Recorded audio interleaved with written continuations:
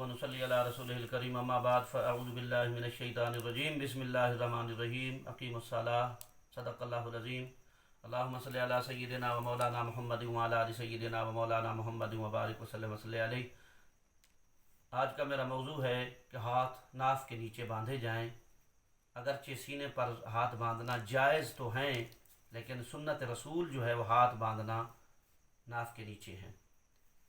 पहली हदीस सुने नबी पाक सल्लल्लाहु अलैहि वसल्लम का इरशाद गिरामी, जो हज़रत वाइल बिन हुजर ने हुजूर सल्लल्लाहु अलैहि वसल्लम का फ़ेल नकल फरमाया है। वो ये है, फरमाते हैं हज़रत वाइल बिन हुजर रज़ियल्लाहु ताला अन्हु से रिवायत है, राइतु नबिया सल्लल्लाहु अलैहि वसल्लम यदउ यमीनहु अला शिमालिही फ़ी सलाते तहत सुर्रते।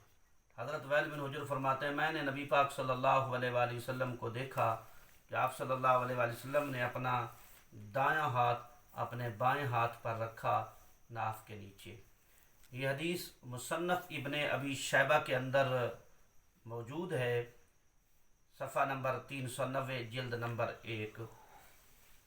इसकी सनद जो है सही है। आसार सुनन सफ़ा नंबर 90 के अंदर उन्होंने ये फरमाया है कि इसकी सनद जो है सही है।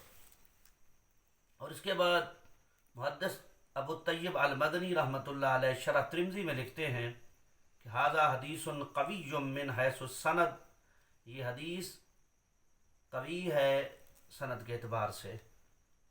और ऐसे ही शेख मोहम्मद आबिद सिंधी ने लिखा है कि रिजालहु सिक़ातुन, इसके जो रावी हैं वो सारे सिक़ा हैं। और अलगर्ज़ अइम्मा मुहद्दिसीन ने इस हदीस की तौसीक़ की है। बज़लुल मजहूद शरह अबू दाऊद सफ़ा नंबर 23 जिल्द नंबर 2 के अंदर उन्होंने इसकी तईद की है। तो इसके बाद ये तायद हज़रत अली रज़ियल्लाहु ताला अन्हु के इस कौल से भी है। आप फरमाते हैं, मिन सुन्नति सलाते वदउल यमीन अला शिमाल तहत सुर्रते, कि सुन्नत से है नाफ के नीचे दायां हाथ अपने बाएं हाथ पर रखना। नाफ के नीचे हो, दायां हाथ अपने बाएं हाथ पर रखा जाए, तो ये सुन्नत रसूल में से है। मुस्नद इमाम अहमद जिल्द नंबर 110 जिल्द नंबर 1 सफ़ा नंबर 110, और मुसन्नफ़ इब्ने अबी शैबा जिल्द नंबर 1 सफ़ा नंबर 391, दार कुतनी जिल्द नंबर 2 सफ़ा नंबर 286, सुनन बहकी सफ़ा नंबर 31 जिल्द नंबर 2। हज़रत अबू हुरैरा रज़ियल्लाहु ताला अन्हु से भी एक रिवायत है, फरमाया वोदे अल कफ़्फ़ु अलल कफ़्फ़ि फ़ी सलाते तहत सुर्रते, नमाज में नाफ के नीचे हाथ रखा नमाज में नाफ के नीचे हाथ पर हाथ रखा जाए। और एक और हदीस जो अबू दाऊद शरीफ में भी आई है, कि वो अबू दाऊद शरीफ के हाशिए में ये हदीस है कि जहाँ उन्होंने हाथ बांधने के मुतालिक नकल फरमाई है, तो वहाँ फरमाया कि हाथ जो हैं वो सुन्नत की है कि नाफ के नीचे बांधे जाएं। तो आप वो हदीस देख सकते हैं। नबी अलैहिस्सलातु वस्सलाम के ग़ुलामों, क्योंकि मैंने वो हदीस बता दी, मेरे पास अबू दाऊद शरीफ रखी हुई है, लेकिन बात यह है कि अबू दाऊद शरीफ के मतन में ये हदीस नाशिरीन ने नकल नहीं फरमाई, उनके हाशिए में, इसलिए मैंने उसको नकल नहीं कर रहा। और उसके बाद एक और ये हज़रत इब्राहिम नख़ी ताबई, ये क्या फरमाते हैं यादव यमीनहु अला शिमालिही फ़ी सलाते तहत सुर्रते। मुसन्नफ़ इब्ने अबी शैबा 390 सफ़ा है, जिल्द नंबर 1 है कि नमाजी नमाज में अपने जो दायां हाथ है अपने बाएं हाथ पर नाफ के नीचे रखे। और हज़रत अनस बिन मालिक रज़ियल्लाहु ताला, अच्छा इसकी सनद जो पहले वाली जो फरमाया इस सफ़ा नंबर 91 में फरमाया, इसकी सनद जो है वो हसन है। इसके बाद हज़रत अनस बिन मालिक रज़ियल्लाहु ताला फरमाते उनसे रिवायत है, फरमाते सलासु मिन अखलाक़ नबुव्वत, 3 चीज़ें जो हैं नबी पाक के अखलाक में से हैं, तजीलुल इफ्तार व ताख़ीरुस सुजूद व वदउल युमना अलल युसरा फ़ी सलात तहत सुर्रते, के इफ्तारी में जल्दी करना और सेहरी में ताख़ीर करना और दायां हाथ रखना बायां पर नमाज में नाफ के नीचे।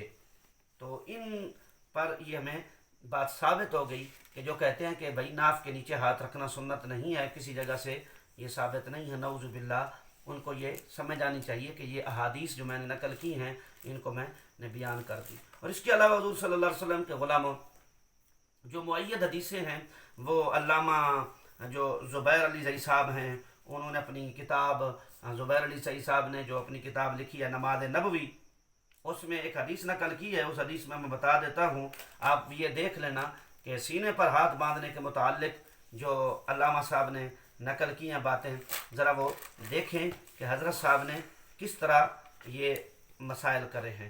نبی علیہ الصلوۃ والسلام کے غلاموں، وہ کیا ہے کہ ناف کے نیچے ہاتھ باندھنا نہیں، بلکہ وہ کہتے ہیں سینے پر ہاتھ باندھے جائیں۔ انہوں نے ابن خزیمہ سے ایک روایت کو نقل کر کے فرمایا کہ حضور صلی اللہ علیہ وآلہ وسلم نے کہ وہ جو ہے ہاتھ سینے پر باندھے ہیں اور سینے پر باندھے۔ یہ صرف مومل بن اسماعیل نے اس کو حدیث کو نقل کیا ہے، ورنہ یہ حدیث اگر مصنف ابن ابی شیبہ میں جائیں تو وہاں یہ حدیث کے الفاظ یہ نہیں ہیں، بلکہ وہاں تحت السرہ کے الفاظ ہیں، وہاں فوق الصدر نہیں ہے۔ تو اس سے بھی ثابت ہو گیا کہ ہاتھ جو ہیں، صدر والی بات جو ہے وہ ابن خزیمہ نے جو روایت نقل کی ہے وہ ضعیف ہے مومن بن اسماعیل سے۔ اور ایک اور بات بھی بتاؤں کہ یہاں حضرت نے لکھا ہے کہ یہ حدیث امام ابن خزیمہ نے اس کی تصحیح کی ہے، نعوذ باللہ۔ نماز نبوی میں نیچے حاشیے پہ دیکھیں آپ نے، نیچے اس نے لکھا ہے کہ یہ صحیح ابن خزیمہ میں انہوں نے کہا یہ صحیح ہے، حالانکہ وہاں یہ انہوں نے بات کری نہیں ہے۔ بلوغ المرام میں انہوں نے کہہ دیا کہ وہ حدیث انہوں نے کہا ہے کہ یہ صحیح ہے، اور اس کے علاوہ اور کتابوں میں بھی کہہ دیا یہ حدیث صحیح ہے، حالانکہ یہ بات نہیں ہے۔ حضرت نے اپنی طرف سے امام ابن خزیمہ کی طرف منسوب کر کے کہہ دیا کہ وہ کہتے ہیں صحیح ہے۔ اللہ کے بندے، جب چیز لکھی ہوئی نہیں ہے اپنی طرف سے کیوں گھڑ دیتے ہو؟ تو یہ، اور اس کے علاوہ اس کے جو سینے والی حدیث ہے کہ سینے پر ہاتھ رکھنا، اس میں سفیان ثوری بھی ہیں۔ سفیان ثوری کون ہے؟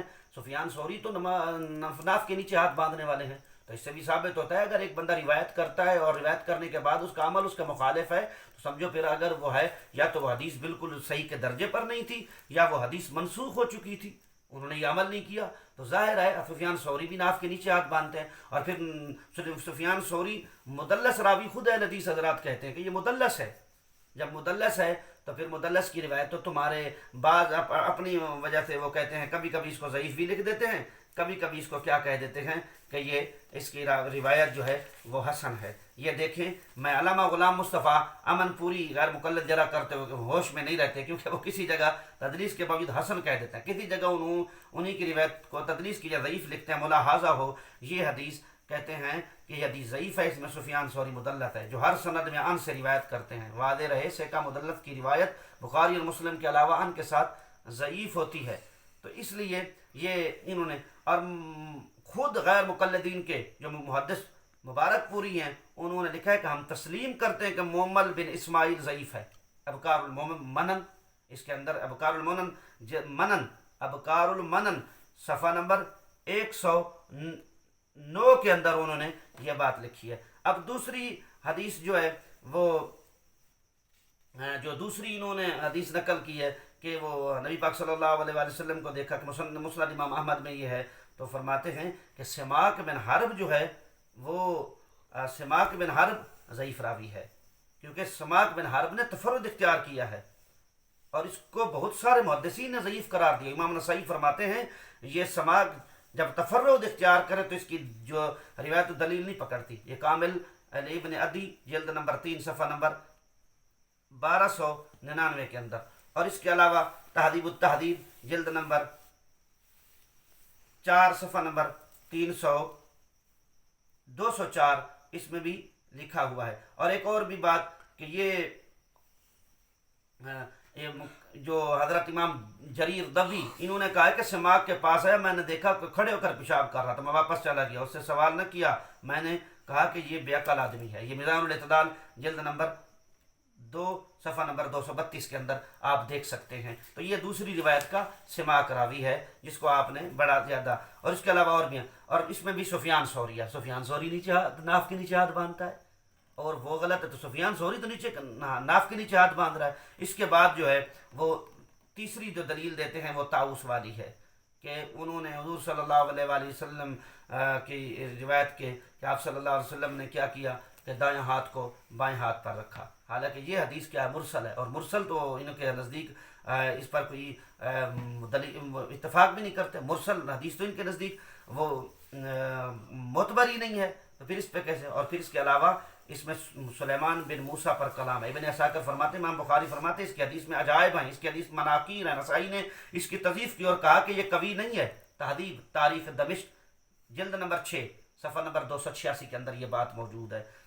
تو پھر اس کے علاوہ چوتھی دلیل صادق سیال کوٹی صاحب نے لکھا کہ طبرانی کی حدیث میں ہے کہ حضرت وائل سے یہ الفاظ مروی ہیں کہ سینے پر اپنا دایاں ہاتھ اپنے بائیں ہاتھ پر نبی پاک صلی اللہ علیہ وسلم نے رکھا. صلاۃ الرسول میں اس روایت میں یہ الفاظ بھی ہیں کہ گردن کا مسح بھی کیا، لیکن غیر مقلدین حضرات کہتے ہیں گردن کا مسح تو کسی جگہ ہے ہی نہیں صحیح حدیث سے. جب اپنی بات آئی کہ دائیں ہاتھ رکھا بائیں ہاتھ پر اور سینے کے اوپر، ادھر وہ حدیث کا جز لے لیا، وہ صحیح ہے یا نیچے والا؟ اگر یہ حدیث تمہارے نزدیک صحیح ہے تو پھر گردن کا مسح کیوں نہیں کرتے؟ اگر حدیث تمہارے نزدیک صحیح ہے تو گردن کا مسح کیوں نہیں کرتے؟ اگر یہ صحیح نہیں ہے تو پھر اپنے لیے سینے والا ہاتھ پر دلیل کیوں پکڑتے ہو؟ خدا کا خوف کرو. ایک چیز کو تم مانتے نہیں ہو، وہ روایت اگر دونوں چیزوں حدیث میں آ رہی ہیں، اگر صحیح نہیں ہے تو پھر اس حدیث پر تم عمل کیوں کرتے ہو؟ اگر صحیح ہے تو پھر گردن کا مسح کیوں نہیں کرتے؟ اس کی روایت اس کی دلیل بھی ہمیں چاہیے. آپ اس کے بارے میں کیا کہتے ہیں؟ اور اس کے علاوہ نبی علیہ الصلوۃ والسلام کے غلاموں، اس میں راوی محمد بن حجر حضرمی ہے جس کے بارے میں ائمہ فن نے اقوال ملاحظہ ہوں. امام بخاری فرماتا فی نظر التاریخ الکبیر جلد نمبر 1 صفحہ نمبر 69. امام ابن حجر اسقلانی فرماتے ہیں لہو مناکیر وقار الحاکم لیس بالقوی لسان المیزان جلد نمبر 5 صفحہ نمبر 119. حافظ ابن جوزی لکھتے ہیں کہ لا یجوز الاحتجاج بھی، اس سے کوئی دلیل پکڑنی نہیں چاہیے، جلد نمبر 3 صفحہ نمبر 49. اور اس کے بعد ہے سعید بن عبد الجبار، اس پر بھی کلام ہے کہ ایک راوی سعید بن عبد الجبار ہے جس کے بارے میں ائمہ فن نے فرمایا. امام بخاری فرماتے ہیں فی نادر التاریخ الکبیر جلد نمبر 3 صفحہ نمبر 495. امام نسائی فرماتا لیس بالقوی، یہ قوی نہیں ہے. امام ابن حجر فرماتے ہیں ضعیف، یہ ضعیف ہے. تو جب اتنی روایات میں دوسرے محمد بن اجلانی فرماتے ہیں یہ ضعیف ہے، مجمع الزوائد جلد نمبر 1 صفحہ نمبر 232. ان اقوال کی روشنی میں تو یہ حدیث ہے جو تم پر عمل کرتے اللہ کے بندو. یہ کتنے بزرگوں نے دین نے لکھا ہے کہ یہ ضعیف ہیں. میں کبھی انشاءاللہ تعالیٰ اگر آپ میرے سے کوئی آپ کہتے ہیں تو میں آپ کو دلائل سے یہ ثابت کروں گا کہ کتنے بزرگوں نے لکھا یہ ضعیف ہیں. لیکن اگر ضعیف نہ بھی مانے تو جو جن حدیث کو تم دلیل بنا رہے ہو تو حضرت سفیان ثوری روایت کر رہے ہیں. حضرت سفیان ثوری تو وہ مدلس ہیں. ایک تو دوسری بات یہ کہ وہ تو ناف کے نیچے ہاتھ باندھتے ہیں، پھر ان پر یہ کیوں نہیں کہتے وہ ناف کے نیچے ہاتھ باندھتے ہیں، خود روایت بھی کرتے ہیں؟ یہ کیسے ہو سکتا ہے؟ تو سب اس سے ثابت ہو گیا اگر ناف کے نیچے ہاتھ باندھتے ہیں اس حدیث کو روایت کرتے ہیں تو ان کے مطلب میں یہ حدیث صحیح نہیں ہے. دوسری بات اگر حدیث صحیح ہے تمہارے نزدیک، جس حدیث کو تم صحیح کہتے ہو صادق سیال کوٹی کہہ رہا ہے، تو اس سے یہ پوچھیں بندہ تو پھر گردن کا مسح کیوں نہیں کرتے؟ یہ بھی نہیں. اور اس کے علاوہ نبی علیہ الصلوۃ والسلام سماک ہے جس کے بارے میں لکھا ہے کہ وہ کھڑے ہو کر پیشاب کیا کرتا تھا. ان کی روایت آپ لے رہے ہیں اور اپنی مرضی سے مطلب جہاں آپ کا فائدہ ہو وہاں روایت لے لیتے ہیں، جہاں کوئی نعوذ باللہ آپ کا نقصان ہو رہا ہو تو آپ پھر مرضی سے جو کرتے ہیں حدیث کو چاہیں تو اپنی طرف سے، جس طرح زبیر علی رئی نے اپنی طرف سے کہہ دیا صحیح ابن خزیمہ میں انہوں نے کہا یہ حدیث صحیح ہے. وہ کون سی ابن خزیمہ کی حدیث وہ روایت وہ دکھا دیں ابن خزیمہ نے اس کی تصحیح کی ہو. اور دوسرے مولوی نے لکھ دیا بلوغ المرام میں یہ لکھا ہوا صحیح ہے. ہاں تو یہ کہاں لکھا ہوا ہے؟ یہ اپنی طرف سے جو روایتیں گھڑتے ہو. صادق سیال کوٹی نے تو نعوذ باللہ اپنی طرف سے کبھی کبھی ہدایہ کا حوالہ دے دیا. یہ ہدایہ شریف میں لکھا ہوا ہے کہ یہ ہے. اور میں انشاءاللہ تعالیٰ کبھی دکھاؤں گا کہ انہوں نے کتنے کتاب میں جھوٹ بولے ہیں. اللہ پاک معاف فرمائے.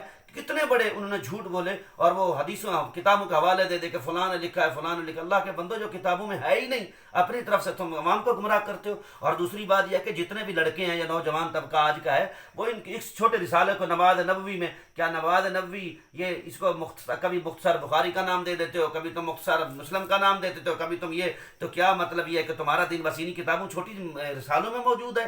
نبی علیہ الصلوۃ والسلام کے غلام انشاءاللہ وہ بھی ثابت کروں گا کہ آپ بخاری اور مسلم پر عمل نہیں کرتے. اللہ سے دعا ہے کہ اللہ تعالیٰ ہم سب کو نبی علیہ الصلوۃ والسلام کا سچا غلام بنائے. آمین. وآخر دعوانا الحمدللہ رب العالمین.